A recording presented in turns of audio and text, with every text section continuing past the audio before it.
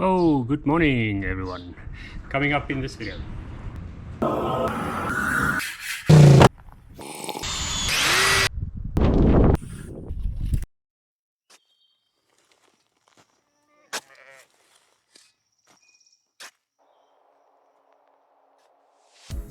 It's been crazy windy lately again, so thank you for joining me indoors. I'm about to start the treatment of some wood gear using the burning technique, or Shou Sugi Ban. There was a brief video before showing us doing this, but many of my friends actually asked some more questions and needed some more info about this. So we're going to go a bit into more detail before we head out and show you what we did with the animal shelter. Many people use this technique for decorative or artistic purposes, but the whole thing started in Japan as an ancient technique for preservation of wood. In the previous video I used a small hand torch, but that took forever and it was not hot enough to be effective. So I got this bad boy a few days ago. So they can cost anywhere from 250 bucks to 1,500 rand, South African rand, depending on the brand and features that you've got. The nice thing is I can use my current LPG gas cylinders, which I already have. First and foremost, remember, always be safe. You're working here with fire after all.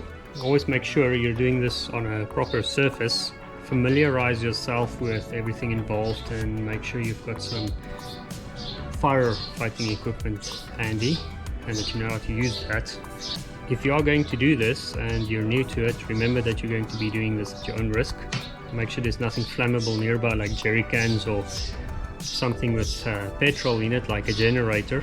So just clear up the area, make sure you're safe, don't burn the place down. If it's the looks you're after, I suggest you look into the type of wood and the suitability for that.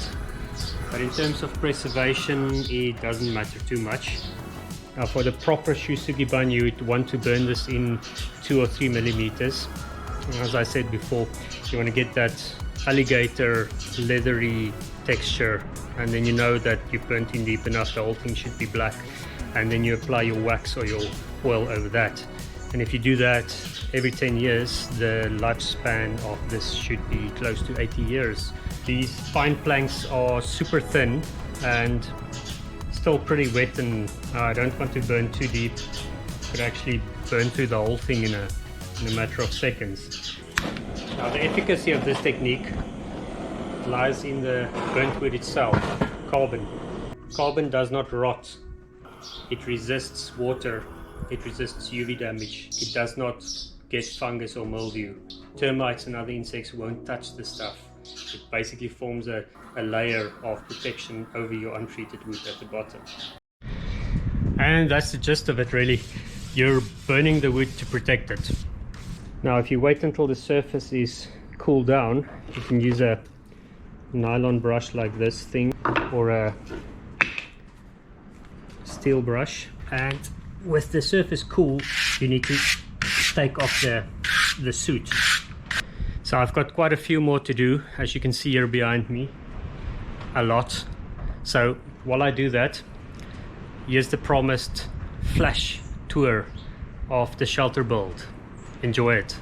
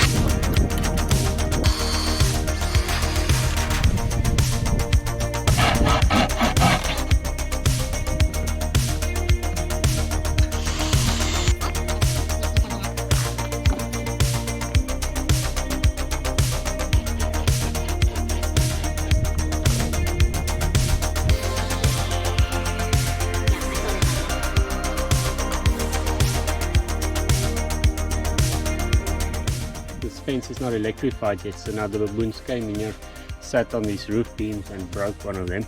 So Gonna have to quickly replace that before we can put the roof plastic on.